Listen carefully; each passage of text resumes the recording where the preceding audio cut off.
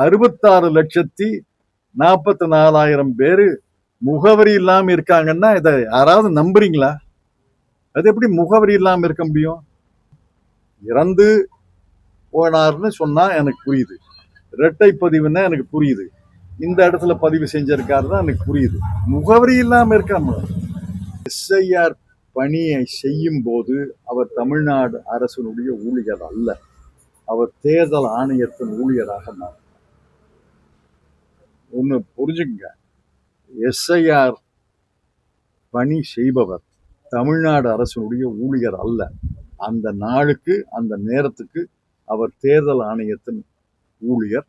தேர்தல் ஆணையம் அவர் மீது நடவடிக்கை எடுக்கலாம், அவரை பதவியை விட்டு கூட நீக்கலாம். அதனால அவருக்கு தமிழ்நாடு அரசினுடைய ஊழியர்னு நினைக்காதீங்க. வட மாநிலங்கள்ல கிறிஸ்தவ மக்கள் மீதும் மாவட்ட ஆட்சித்தலைவர் இருக்கிறார், அவர் தேர்தல் அதிகாரியா பணியாற்றும் போது அவர் தமிழ்நாடு அரசுடைய பணியாளர் அல்ல. வட மாநிலங்கள்ல கிறிஸ்தவ மக்கள் மீதும் கிறிஸ்தவ பொருட்களை விற்பனை செய்தவர்கள் மீதும் தாக்குதல் நடத்தியிருக்காங்க.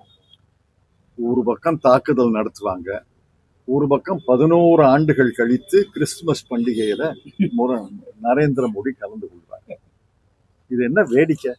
இதெல்லாம் நல்லவேளை மறைந்த நடிகர் திலகம் சிவாஜி கணேசன் அவர் காலத்துல நடிச்சு நடிகர் திலகம்னு பேர் எடுத்தார். இந்த காலத்துல நடிகர் திலகம்னா முதலமைச்சர், பிரதம மந்திரி.